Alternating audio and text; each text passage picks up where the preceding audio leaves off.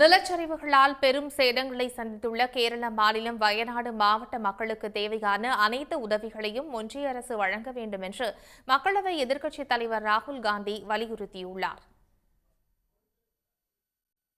வயநாடு இயற்கை பேரிடர் குறித்து மக்களவையில் பேசிய ராகுல் காந்தி, பாதிக்கப்பட்டுள்ள குடும்பங்களுக்கு உடனடியாக இழப்பீடு வழங்க நடவடிக்கை எடுக்க வேண்டும் என்று வலியுறுத்தினார். வயநாடு மக்கள் தங்களது உடைமைகளை இழந்துவிட்டதால் அவர்களது மறுவாழ்வுக்கு ஒன்றிய அரசு உதவ வேண்டும் என்றும் கூறிய ராகுல், நிலச்சரிவில் சிக்கி உயிரிழந்தவர்களுக்கு அறிவிக்கப்பட்ட இழப்பீட்டுத் தொகையை உயர்த்தி வழங்க வேண்டும் என்றும் கேட்டுக்கொண்டார். Early this morning, Wayanad was hit by several devastating landslides. More than 70 people have been killed.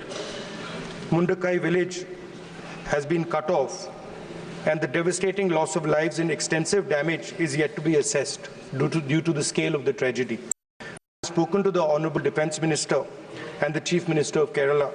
I request the Union Government to extend all possible support for rescue and medical care, immediate release of the compensation to deceased people, if that compensation can be increased as well, restore vital transport and communication lines, set up relief at the earliest and prepare a roadmap for the rehabilitation of the affected families. இந்நிலையில் நிலச்சரிவுகளால் பாதிக்கப்பட்ட வயநாடு மக்களுக்கு ஒன்றிய அரசு உடனடியாக உதவ வேண்டும் என்று மாநிலங்களவை உறுப்பினர்களும் வலியுறுத்தியுள்ளனர். பாதுகாப்பு, உள்துறை மற்றும் நிதித்துறையின் உதவி உடனடியாக தேவை என கேரளாவின் சிபிஐஎம் உறுப்பினர் ஜான் பிரைட்டஸ் வலியுறுத்தினார்.